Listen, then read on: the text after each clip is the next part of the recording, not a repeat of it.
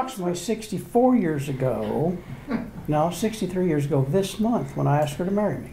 Really? Somewhere around Valentine's Day. I don't remember the exact day.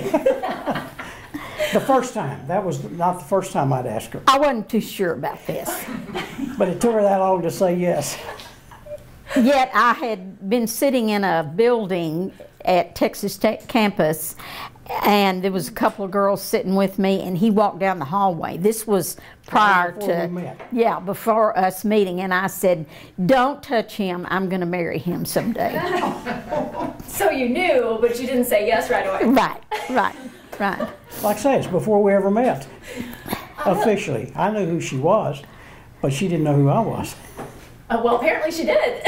Well, she thought she did. So, okay, yeah, kind of walk me through that. Tell me about the first meeting. Actually, I saw her a year before we ever met, because I was an engineering student at Texas Tech, and she would show up on the building on the floor in the engineering building where I was going to a civil engineering class, and she was going to a classroom across the hall, and I admired her from a distance, not knowing who she was. And it was the following year, it's the school year, when I found out who she was. And I asked someone at church, I said, we had groups we were getting ready to do things with together, and I said, make sure she's on my group. That way I knew I'd have her phone number. And she didn't know that. So anyhow, one thing led to another. And I think it was the third or fourth date that I asked her. I didn't really ask her to marry me. I just said, I'm going to California to go to school when I graduate. I'd like for you to go with me.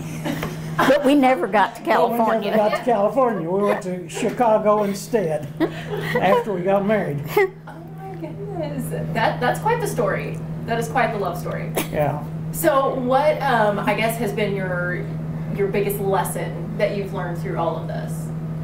Well, there's got to be three people in your relationship: each other and Jesus Christ. Right. Because if He's not there, things are not going to go right all the time, or much of the time. Yeah. So He's got to be there and be the guiding light for everything that takes place. Doesn't mean you're not going to argue. Doesn't mean you're not going to fuss at various and sundry things as time goes on. But He will make it all right and keep it on the keel it should be. And the Lord blessed us with 3 sons and 6 grandchildren and 2 great-grandchildren over the years. That is phenomenal. So for, all of them, all of your family members and anybody watching, what advice would you give them about relationships, love, dating, anything? Stay close to the Lord. Keep God in your relationship at all times. Because He's what is going to get you through it. Whatever happens, whatever comes. Because we went through the death of one son, so that's what got us through. So one of those 3 died at the age of 21. So, but God's what got us through.